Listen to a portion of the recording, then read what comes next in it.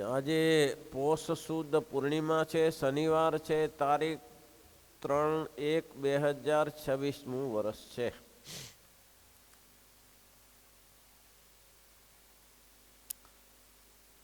ગયે ફેરે આપણે મનુસ્મૃતિની ચર્ચા કરી હતી, પરાશર સ્મૃતિની પણ ચર્ચા કરી.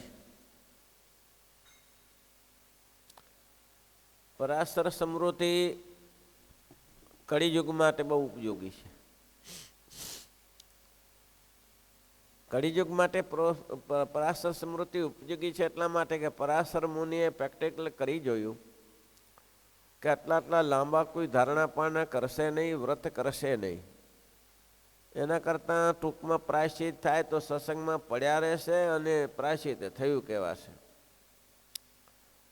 અને પ્રાયશ્ચિત વગર તો એમ કહે છે કે સમાજમાં લોકો રાખતા નથી. એટલે પ્રાયશ્ચિત પણ કર્યું અને બે કામ થઈ ગયું. એટલે એ પરાશર સ્મૃતિને શ્રેષ્ઠ કહી છે. અને સાથે સાથે આટલું આચાર વ્યવહાર અને નૈતિકતાની શુદ્ધતા બતાવી છે. સત્યનું આચરણ કરો. અસત્ય ભાષણથી કોઈ મોટી પદવીને પામ્યો નથી. ક્યાં સુધી તમે અસત્ય ભાષણ કરશો? આજે ને કાલે સામે આવીને ઊભું રહેશે. એ ભાવસાર સાહેબ જીવ બોર્ડમાં હતા. એક આપણે એનું કનેક્શન હતું. તે બીજા કાકા બી આવ્યા, એનું કનેક્શન હતું કે સાહેબ મેં કનેક્શન લીધું હતું અને મને મળ્યું નથી. આજે 3 વર્ષ થયા, પૈસા ભરી દીધા છે. સાહેબ કે તપાસ કરો ક્યાં ગયું કનેક્શન. કનેક્શન જોયું તો કનેક્શન અપાઈ ગયું હતું. તો કે કનેક્શન તો અપાઈ ગયું છે, તો આપ્યું કોને? કોણ લઈ ગયું?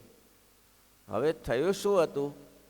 જે અધિકારીઓને પૈસા સારા મળ્યા, પહેલે કનેક્શન પાસ થતા બહુ વાર લાગતા હતા. તાત્કાલિક આજની જેમ થઈ નતા જતા ખેતીવાડીના. તો કે મેં અહીં કે આમને કનેક્શન પાસ કર્યું અને એ કનેક્શન ગયું તો કે ફેલણાને ત્યાં કેવી રીતે ગયું? એને તો કનેક્શન મૂક્યું નહોતું, અરજી કરી નથી, તો ગયું કેમ? સાહેબ બહુ સત્યનિષ્ઠ હતા. સાહેબે કીધું કે જેને કર્યું હોય તે ખુલ્લા થાવ, નહીં તો મારી સામે ખુલ્લા નહીં થાવ. હું તો પાટો બાંધીશ તમારો, તો ઉપરી ઓફિસમાં જશે, કોઈ પાટો નહીં બાંધે તમારો. એના કરતાં સત્ય જે છે એ કહી દો. 3 જણા ભેગા ભરાયેલા હતા. 3એ પછી કીધું કે આટલા પૈસા લઈને કર્યું છે. એટલે ક્યાં સુધી રહેશે ક્યાં સુધી? આજે ને કાલે એનું સામે ઉપદ્રવ થશે. એટલે મારે કે કળિયુગમાં તો સત્યનું આચરણ કરો, અસત્ય ન બોલો. પણ પરિણામ એ છે મોસ્ટ ઓફ અસત્ય બોલાય છે. પૈસા કમાવો હોય તો જૂઠું વેપાર છે. જૂઠું વેપાર. વેપારમાં જૂઠું જ બોલવાનું હોય. કૂટ ખેતી છે અને જૂઠું વેપાર છે. જૂઠું બોલ્યા સિવાય વેપાર થાય નહીં. શાક બકાલાવાળો જૂઠું બોલે. આપણે કહીએ કે ભાઈ થોડું વ્યવસ્થિત કરી આપો ને, અરે આમને ત્યાંથી 20 રૂપિયા મળે છે, એ ભલે 5 રૂપિયામાં જ લાવતો હોય. જૂઠું વેપાર છે. વેપારમાં જૂઠું બોલે તો જ એનો વેપાર થાય. એટલે કહે છે કે મોસ્ટ ઓફ લોકો જૂઠું કળિયુગમાં બોલે છે. સત્યવાદી કોઈક જ હોય ભાઈ, સત્યવાદી બહુ ઓછા હોય.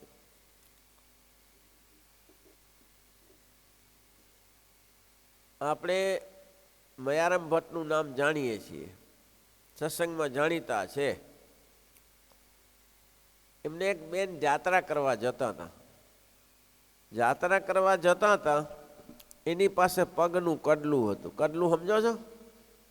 પેલા કચ્છમાં પહેરાતા હતા. આવા મોટા બંબા જેવા હોય, 600-700 ગ્રામ વજનના હોય એક કડલું. ચાંદીનું કડલું. સોનાના કોઈ નતા પહેરતા, ચાંદીના પહેરતા જોયા છે. લફડ ફફડ ચાલે બેનોને, ચાંદીના કડલા પહેરે. હવે બેન જાત્રાએ જતી હતી. એ બેન વિધવા હતી કે પહેરવામાં તો કામ ન લાગે એને, પણ આ કડલું મારે સાચવી રાખીશ તો ક્યારે આપતકાળના સમયમાં કામ લાગી જશે. પણ એને એમ થયું કે મારે જાત્રાએ જવું છે તો સહી સલામત કોઈ જગ્યાએ રહે. એને આવા ભગવાનના ભક્ત મયારામ ભટ્ટને જોયા. એટલે મયારામ ભટ્ટને કહ્યું, ભગતજી, તો કે હા ભૂદેવ છો, આ વિદ્વાનું મારું ધન છે, આટલું વાંચી રાખો તો સારું, આવીશ તારે લઈ જઈશ. સારું. પણ કે મયારામ ભટ્ટ કે મારે આને સાચવું કાશ, તો કે હવે હું ક્યાં મૂકું પરી તબુ, તમારા જેવા સાચા માણસો ન મળે, આ મૂકો. એ પટારામાં મૂકી દીધું. નીચે ગોદડા ગાદડા બધા પડ્યા રહ્યા, નાખે માથે. કેટલાક સમય પછી મયારામ ભટ્ટ એ પટારો કંઈક કામ પ્રસંગે ગોદડા કાઢતા હશે. હવે બેન તે દિવસે જાત્રા તો 4-4, 5-5, 6-6 મહિને ચાલતી, તાત્કાલિક ક્યાં થઈ જાય પગે ચાલીને જાત્રા. એટલે ગોદડા ગાદલા બધા કાઢ્યા, એમાં એક કડલું નીકળ્યું. એટલે હાલે મયારામ ભટ્ટ ભૂલી ગયા. મયારામ ભટ્ટ કે આ તો માજી આપી ગયા હતા, અને સારું એક જ કડલું છે. કડલા કોઈ એક તો ના જ આપે ને, આપે તો જોડ આપે. આપે તો કોઈ જોડ આપે, એક કડલું કોણ આપે ત્યારે? એટલે પછી કે સારું ખોટું થશે, એમ થશે સામેવાળા ઓહ્યા કરી ગયા. માજી આવશે ત્યારે એમ કહેશે સામેવાળાએ કડલાનું ઓહ્યું કરી ગયા. એટલે મયારામ ભટ્ટ પાસે તો લોટ માગવાનો ધંધો હતો, એને શું એની પાસે હોય. પણ મયારામ ભટ્ટે બધું વાસણ કુસણ વેચીને આ કરીને તે કરીને કડલું એના જેવું જ બનાવ્યું અને પટારામાં મૂકી દીધું. તને આવ્યા માજી પછી 5-6 મહિને, ભટ્ટજી પેલું કડલું લેવા આવીશું. એટલે મયારામ ભટ્ટે 2 કડલા કાઢીને આપ્યા. માજી સત્યવાદી હતા. માજી કે ભટ્ટજી મેં એક જ આપેલું છે. હા, કોઈ એક કડલું આપતું હશે, મારા પાસે આગું પાછું થઈ ગયું એટલે મેં આ બધું પૈસા બધું કરીને ભેગું કરીને મથીને કર્યું. લઈ જાઓ તમારું જોઈએ. અરે ભટ્ટજી હું એક જ કડલું આપ્યું છે તમને, બોલો. નહીં તો આવો લાભ કોણ જતો કરે ભાઈ? આવો સેજે લાભ કોઈ જતો કરે? કડલા 2 મળે છે. પણ લોકો સત્યવાદી હતા હો. એટલે કહે છે કે સત્યનું આચરણ કરવું ભાઈ. કળીયુગમાં સત્યનું આચરણ કરશો ને તો ઘણી મોટી પદવી પામશો, પણ કળીયુગમાં અસત્યનું આચરણ થાય છે. પછી બીજું લખ્યું છે કે અહિંસા ધર્મનું પાલન કરવાનું, જીવ પ્રાણી માત્ર ઉપર દયા રાખવાની. આજે શું દયા રાખે? જ્યાં મોટા મોટા કતલખાના થઈ ગયા છે અને મોટા કરોડોપતિ માણસો શેઠિયાઓ આ કતલખાના ચલાવે છે. શું અહિંસાનું પાલન થાય? અહિંસા ક્યાં રહી? તો પરાશર સ્મૃતિમાં કહ્યું કે આ 3 વસ્તુ પકડી રાખજો. કઈ વસ્તુ? એક તો સત્યનું પાલન કરજો. કળિયુગમાં સુખી થવું હોય તો, આલોકને પરલોક સુગાડવા હોય તો પરાશર સ્મૃતિ કહે છે સત્યનું પાલન કરજો. અહિંસા ધર્મનું ધ્યાન રાખજો. અને જીવ પ્રાણી માત્ર તમારે આશરે હોય એની ઉપર દયા રાખો ભાઈ. હું કોઈ જીવ ઉપર કુરદ્રષ્ટિ ન કરો. કે પશુઓ તેમ છે, તમારે ત્યાં ગાય ભેંસ હોય તો એનું સખત ધ્યાન રાખો. કામ કેમ? તો કે તમારે આશરે બેઠું છે. તમારે પછી એની જીવન એની ભગવાનની એની શક્તિ પ્રમાણે અથવા એનું જીવન પ્રમાણે તમારી પાસે રહે કે ના રહે, પણ તમારી પાસે રહે ત્યાં સુધી આનું સત્યનું પાલન કરો. ગાય ભેંસોનું પાલન કરો તો સતત એને રાખો. ગાય ભેંસ બળદ ઊંટ બળદિયા જે કોઈ હોય તેનું રાખો. અને મહારાજ કે પશુ પક્ષીનું ક્યારે પણ તમારે પાંજરામાં પૂરવા નહીં, કારણ કે ગગનગામી છે, આકાશમાં વિહાર કરનારા છે. એને તમે એક પોપટને પાંજરામાં પૂરી રાખો તો એ તમારા ઉપર દયા છે કે કૃતઘ્નતા છે તમારા ઉપર? એને કૃતઘ્નતા કહેવાય. એટલે મહારાજ કે જે કયા કૃતને ન સમજે તેને કૃતઘ્ની કહેવાય. અને જે લોકો ખોટી રીતે બીજાને હેરાન કરે છે તેને પણ કૃતઘ્ની કહેવાય. એટલે આ પરાશર સ્મૃતિમાં એમ કહ્યું સત્ય, અહિંસા, શુદ્ધ આચાર અને નૈતિકતા, આ 2માં આટલું કરવું તમારે. શું? સત્ય, અહિંસા અને દયા. આ વસ્તુ જરૂરી છે. દયા કોને માટે કરવી? બ્રાહ્મણ, ક્ષત્રિય, વૈશ્ય, શૂદ્ર સૌ માટે સરળ આચાર છે. દયા કરવા માટે પાછળ લખે છે જે સુખી માણસની સુખી માણસને 2 લાડુ નહીં ખરાવો તો ચાલશે, પણ ભૂખ્યા માણસને રોટલો આપો મહત્વનું છે.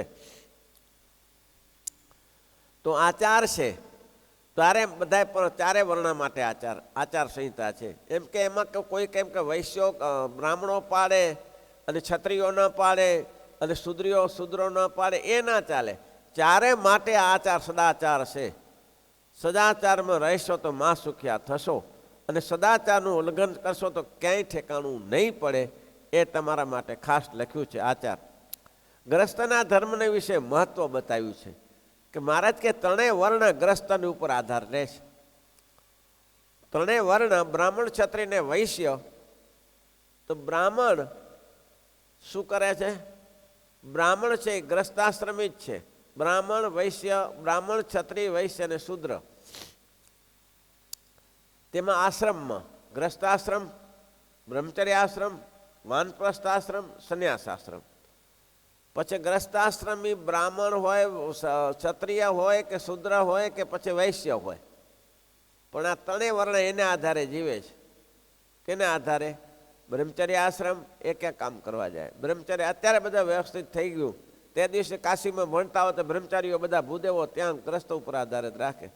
તો એ બ્રહ્મચર્ય આશ્રમમાં કંઈક ઉપાર્જન નથી, એટલે એને મદદ કરો. અને પહેલે મદદ કરતા હતા લોકો, સદાવટ રાખતા હતા, લોટ આપતા, દાળ આપતા. કારણ કે કાશીમાં હજારો વિદ્યાર્થીઓ અભ્યાસ કરતા, એની કોઈ આજીવિકા નથી. અને એ ગુરુએ બિચારા એવા હતા. અમારા ગુરુજી એક ફરા વાત કરતા હતા કે અમે છે ને લોટ માગી લાવીએ, લાભ શંકરાચાર્ય લોટ માગી લાવીએ, અને દરરોજ ભણવા જવાનું હોય એટલે અધ્યયન દિવસ હોય, જે અભ્યાસ કરવાનો ન હોય, અષ્ટમી ને પૂર્ણિમા અને અનઅધ્યાય દિવસ હતા. તે દિવસે બધો લોટ ભેગો કરી અને રોટલા બનાવી નાખીએ. રોટલા બનાવી અને લગભગ 14-15 રોટલા બનાવી ને કાથી હોય ને કાથીનું દોરડામાં પૂરી દઈએ કાણા કરીને. પછી જ્યારે બપોરે આવીએ ત્યારે 1 રોટલો તોડવાનો, અને માજી હતો એ છાશ સરસ આપતા, એટલે 1 રોટલો પલાળી જઈએ તો સાંજે કામ આવે ને સવારે પલાળેલો બપોરે કામ લાગે. બોલો, આવી રીતે. તમે તો બહુ કષ્ટ સાધ્ય ગુરુજી તમારે તો કે કષ્ટ અમારા વખતમાં નહોતું, કષ્ટ તો આગળના લોકોમાં હતું. આનાથી મોટું કયું કષ્ટ કીધું ત્યારે? તો કે મારા ગુરુજી એમ કહેતા હતા કે એક પર અમારા અજાચિત હતા એના ગુરુજી, કે યાચના નહોતા કરતા, જે મળે તે લેતા હતા. એટલે ગુરુપત્નીએ કહ્યું કે પ્રભુ આજે લોટ બહુ થોડો રહ્યો છે, નથી એમ ના કહેવાય. એ ગુરુજી કે તારે ભગવાનની ઈચ્છા. એટલે આંબલીનું વૃક્ષ હતું, ખાટી આંબલીનું. એને આમ હાથ જોઈને કહ્યું ભગવાનની ઈચ્છા. તો કે 15 દિવસ સુધી ખાટી આંબલીના પત્તા બાફીને ભાજી કરીને જમ્યા, પણ અજાચિત વૃત્તિ. એની તકલીફ હતી કે આજે તકલીફ હતી, તોય સત્યનું પાત્ર. ગ્રસ્તાશ્રમ ધર્મ છે એને દ્રઢપણે નિભાવો. કારણ કે કોઈ આપનારું નહીં હોય ત્યારે એવું થયું હશે ને ભાઈ. કોઈ સદાવત કરે તો કોઈ ના હોય. જોશે આજે ભગવાનની કૃપા છે, આવું બધું મળી રહે છે. પણ ગ્રસ્તાશ્રમનું મહત્વ બતાવ્યું છે. પછી એમ બતાવ્યું કે સ્ત્રીઓ પ્રત્યે જુલમ થાય છે, એ જુલમ ન થવો જોઈએ. અત્યારે ઘણી જગ્યાએ એવું બને છે કે સ્ત્રીઓને ભણાવાય નહીં. તેમાં ઘણા પ્રદેશો હું જોઉં છું કે સ્ત્રીઓને 5, 6, 7 કે 8, 10 ભણાવી દીધું, પછી ભણાવાય નહીં. કેમ? છોકરીઓ બગડી જાય. તો છોકરા બગડા વગરના રહે છે. અભ્યાસ તો હોવો જરૂરી છે. ગ્રસ્તાશ્રમીને અભ્યાસ કરવો જરૂરી છે. તમે અભ્યાસ એને નહીં કરાવો તો એનું પરિણામ ખરાબ આવશે, સારું નહીં થઈ શકે. અને જો અભ્યાસ કરેલી દીકરા હશે, ઇન્દિરા 12 વર્ષ સુધી શાસન ન કરી જાય, એનામાં બુદ્ધિ છે, એનો બુદ્ધિનો ઉપયોગ કરો. પરાશર સ્મૃતિ કહે છે, પરાશર મુનિ કહે છે કે ભાઈ જુઓ, દરેકને ભગવાને આ જન્મ આપ્યો છે, એ દરેકની પાસે બુદ્ધિ આપી છે. જન્મની સાથે એને બુદ્ધિ આપી છે. એ બુદ્ધિનો સદુપયોગ કરો અને એને કરવા દો. એની કોઈની બુદ્ધિ રોકી ના રાખો. જેનામાં તાકાત છે એ તાકાતને અજમાવા દો. નહીં તો શું થશે? એને દબાવી દેશો તો શું થશે? એની કોઈની તાકાત દબાવી દે તમારી અહલના છે, કૃતજ્ઞતા છે. જેને તાકાત છે, આ મોસ્ટ ઓફ આ ચાલે છે. જે વડીલ છે એ બીજાને આગળ આવવાના દે. કેમ? જે મુખ્ય છે આગળ આવવાના, એને ખબર ન પડે. એને ખબર ન પડે ત્યારે ક્યારે ખબર પડશે? ખબર ક્યારે પડશે? તો એક પર હિતાવા નથી. આટલું બધું અત્યાચાર હિતાવા નથી, એને આખી જિંદગીમાં આગળ આવવા જ ન દે, એ શક્ય નથી. અને છેલ્લે એક વસ્તુ બતાવી, બહુ સરસ બતાવ્યું. શું બતાવ્યું? પરાશર સ્મૃતિ કહે છે, કલૌ તું હરિ કીર્તન જે. કલિયુગમાં તો ભગવાનનું નામ જપ કર્યા કરો, એ સૌથી શ્રેષ્ઠ છે ભાઈ. હરિનામ એટલા માટે આ ધનાર્કમાં દરેક જગ્યાએ, દરેક મંદિરો હોય, દરેક નાના મોટા જગ્યાએ ગુરુકુળો હોય કે ગમે તે હોય, લોકો ધૂન કરતા હોય છે. કેમ? તો કે નામ મંત્ર છે. નામ મારા શ્રુતિમાં અનેક, સર્વોપરી જગણાય એક. જે સ્વામિનારાયણ નામ લેશે તેના બધા પાપ બાળી દેશે. આવું નામમાં મુઠાસ છે. કાલે જ ગુણાતીતાન સ્વામી કહ્યું હતું ને, ગુણાતીતાન સ્વામી કાલે જ વાત આવી કે ચારે વસ્તુમાં કેટલાક સંતો ભગવાનના મંદિરો બનાવે છે, કેટલાક સંતો બાગ બગીચા બનાવે છે. આ ભગવાન માટે જ કરે છે. આ બાગ બગીચા ને બધું કરે છે કોના માટે? ભગવાન માટે જ કરે છે. તો કેટલાક લોકો ઉપાર્જન માટે સાધનો બતાવે છે કે ઠાકોરજીની આજીવિકા ચાલે. પણ મહારાજ કે સૌથી શ્રેષ્ઠ વસ્તુ એ કરે છે. કોણ? કે નથી મંદિર બંધાવતા, કે નથી કઈ મઠો ઊભા કરતા, નથી કોઈ અનક્ષત્ર ઊભું કરતા, પણ ભગવાનની દ્રઢ ઉપાસનાની ઉપાસના કરાવે છે કે તમે સ્વામિનારાયણ ભગવાનનું ભજન કરો, ભજન કરો. અને સ્વામી કે મહારાજે કહેતું હતું, મહારાજ કે એમાં બધું આવી જાય છે પાછું. એક સ્વામિનારાયણનો જપ કરશે એમાં કાંઈ બાકી નહીં રહે, એમાં બધી વાનગી આવી જશે. પણ એ કરવાનું કરો, મૂળ મુદ્દો પકડી રાખો. અને ભગવાન કેવા દયાળુ છે. મેં એક પેલા ઘણા વર્ષો પહેલા ઊંઝાનો પ્રસંગ કહેલો કે ઊંઝામાં બે છોકરાને 5-6 વર્ષ ને 5 વર્ષના સમાધિ થાય. એટલે નાની વયમાં 6 વર્ષ ને 5 વર્ષના છોકરાને સમાધિ થાય. એટલે અમદાવાદ પધારા કેશવ પ્રસાદજી મહારાજના વખતમાં, અજય પ્રસાદજી પછી. તો કોઈ કે કહ્યું કે બાપા, તો કે હા, હવેલીમાં તેલ મંદિરમાં રહેતા ને બધા આચાર્યો. તો કે બાપા, તો કે હા, બે ઊંઝાથી છોકરા આવ્યા છે ને એને સમાધિ થાય છે. એમ? તો કે એટલે બધા છોકરા તો સમાધિ કેવી રીતે થાય? એ તો સાધના કરવી પડે. તો કે એક 5 વર્ષનો છે, 5 વર્ષના ને 6 વર્ષના છોકરાને સમાધિ. તો કે હા, ચાલો આપણે આવીએ. બાપા આવીને ગાદી ઉપર બેઠા, છોકરાને કહ્યું કે સમાધિ કરો. તમને સમાધિ થાય છે? તો કે અમને મહારાજની મૂર્તિનું સુખ મળે છે. તો સમાધિ કરો. સમાધિ કરી તો ખબર પડી કે આ સમાધિ હારી સાચી છે. સમાધિ સાચી છે, દેહ ઇન્દ્રિયો પાણી ખબર પડી જાય ને. સમાધિ કરે, સમાધિ કરવામાં તમે ધૂન બોલો એટલે ધૂન બોલે સમાધિ થઈ. પછી તમારી ઈચ્છા આવે ત્યારે ફરીથી ધૂન બોલજો, અમે પાછા આવી જશું. પછી અડધી કલાક પછી ધૂન પાછી ફરી બોલી, છોકરા પાછા આવી ગયા. અને માની લીધું કે સમાધિ સાચી છે. એક નામનો પ્રતાપ. સ્વામિનારાયણનું નામ લીધા કરો બસ. સ્વામિનારાયણ, સ્વામિનારાયણ, સ્વામિનારાયણ, સ્વામિનારાયણ, સ્વામિનારાયણ. અખંડ ધૂન ચાલ્યા કરે. બોલો કેટલા મંદિરોમાં એટલા માટે લોકો મશીનો કાઢ્યા છે. એ અખંડ ધૂન ચાલ્યા જ કરે. એ ઘરમાં રાખવું જરૂર છે, ખોટું નથી કાંઈ. તમે જ્યારે નિત્યકર્મ કરો ત્યારે બંધ કરી નાખવાનું. એ તો ઘરમાં એવો નામનો ધીમે ધીમે ઉચ્ચારણ થયા કરતું હોય, સ્વામિનારાયણ, સ્વામિનારાયણ, સ્વામિનારાયણ. પછી મેં કીધું સમાધિ સાચી અમે તો માનીએ બાપા, કે તમે મહારાજ પાસે કે પ્રસાદ લેતા હો. છોકરાઓ કે એવું તો મહારાજને કેમ કહેવાય? તો કે ના ના, કહો મારું નામ લઈને કહેજો. છોકરા ગયા એટલે મહારાજે પૂછ્યું કે બાલુડા ફરી કેમ આવ્યા પાછા? તો કે પ્રસાદ માગે છે તમારા પુત્ર. પ્રસાદ? તો કે હા, હારું. ઝાંઝીબાર નામનો ટાપુ છે આફ્રિકામાં. ગયા લવિંગ બહુ સારા પાકે. એવા લવિંગ આ થતા નથી ભારતમાં. ઝાંઝીબારમાં લવિંગ નાનો ટાપુ જ છે, બહુ ઝાંઝીબારમાં લવિંગ સારા પાકે છે. એ તાજા લવિંગના છોકરાને બંનેને ખોબા ભરાઈ આપ્યા. હવે અહીંથી તો ભારતમાં તો આ લવિંગ મળતા નતા. બે છોકરાને જેવી આંખ ખોલી તો આમ હાથમાં ઓચિતા ક્યાંથી આવી જાય કોઈને ખબર ના પડી.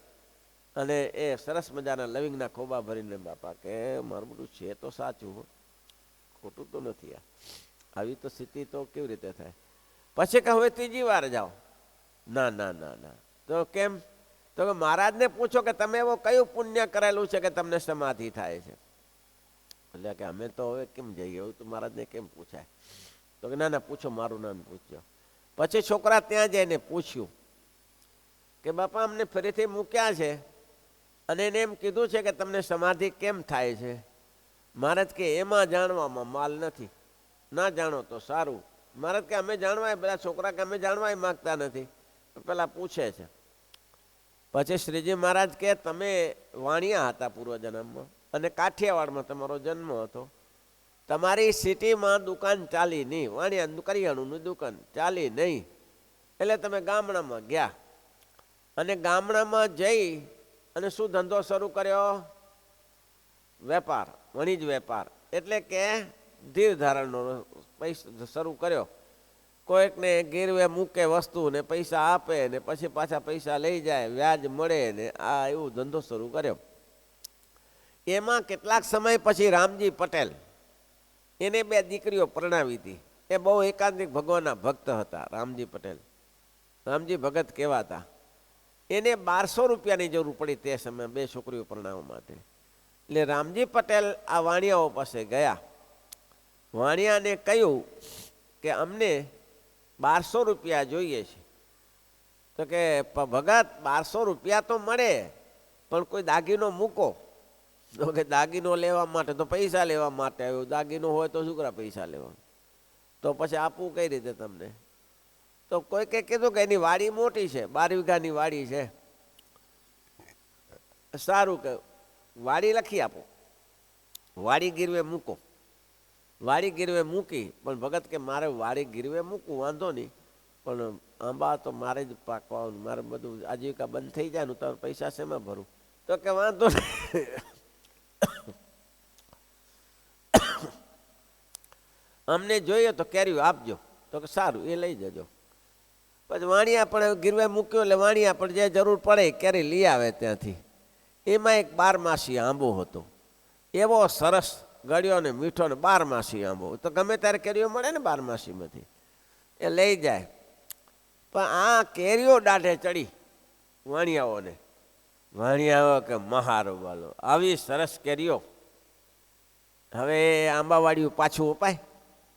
બોલો, બુદ્ધિ બગડી કે આંબાવાડિયું પાછું અપાય? કોઈ દિવસ ના અપાય. પણ કરવું શું? કેવી રીતે લેવું? એ તો પૈસા લઈને આવશે, ગમે તે યુક્તિ કરીએ, પણ આંબાવાડિયું પાછું આપવું નથી.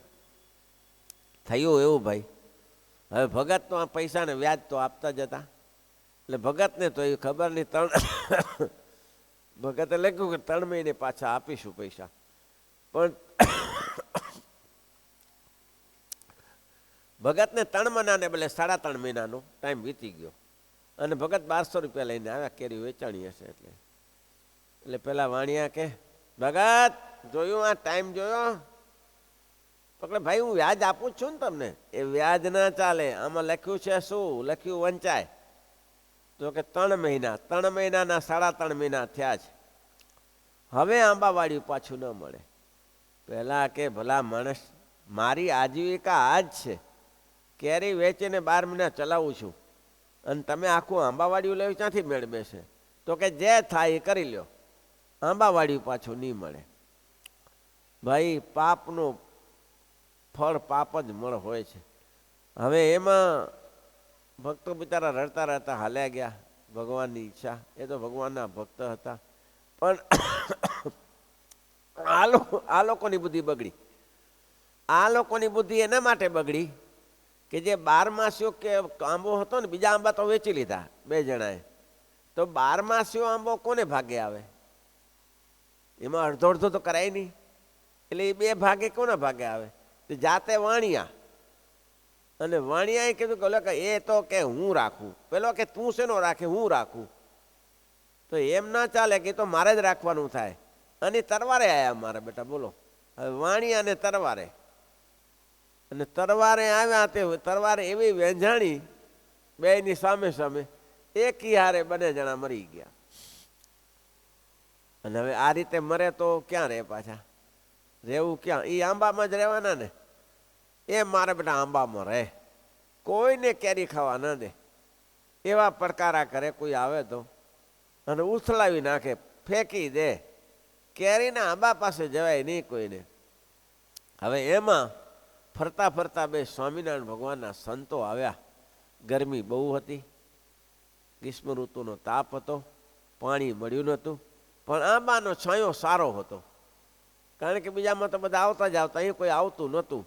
એટલે છાયા, આંબાના છાયાએ બે સંતો બેઠા. એક સંતે કીધું કે સારું પાણી મળ્યું નહીં, તો એટલે કીધું સ્વામિનારાયણ ભગવાનની ઈચ્છા, સ્વામિનારાયણ સ્વામિનારાયણની ઈચ્છા. હવે આ બે સ્વામિનારાયણનું નામ ઉચ્ચાર 2 વાર થયો, એમાં વાણિયાનું ભૂતાત્મ શરીર છૂટી ગયું અને વાણિયા ઊંઝામાં જન્મ ધારણ કર્યો. ખાલી 2 વાર સ્વામિનારાયણનું નામ લીધું. હે મહારાજની ઈચ્છા, સ્વામિનારાયણ ભગવાનની ઈચ્છા, સ્વામિનારાયણ ભગવાનની ઈચ્છા. એમાં જે ભૂતાત્મ શરીર હતું ટળી ગયું અને વાણિયા ત્યાં ઊંઝામાં જન્મ્યા, પટેલને ત્યાં. એના પાપાનું નામે મને યાદ 5-6 પેઢી થઈ. હવે ત્યાં જન્મ લીધો ત્યારે કે ભગવાન એના ઉપર દયા કરી. કેવી દયા કરી? 2 વાર જો સ્વામિનારાયણનું નામ કાને પડ્યું તો સમાધિનિષ્ઠ બન્યા. એટલે કે છે કળિયુગમાં તો સૌ શ્રેષ્ઠ કયું છે? તો કે ભગવાનનું નામ. ભગવાનના નામ સમાન કોઈ શ્રેષ્ઠ નથી. અખંડ ભગવાનનું નામ લીધા કરો અને મહારાજ સદગતિ કરશે. અને કાંઈ કાયરપણું ન રાખવું કે મોક્ષ થશે કે નહીં થાય. આવા ભગવાન મળ્યા પછી મોક્ષ રોકડો જ છે, કોઈ ચિંતા નહીં. શ્રીપતિમ શ્રીધરમ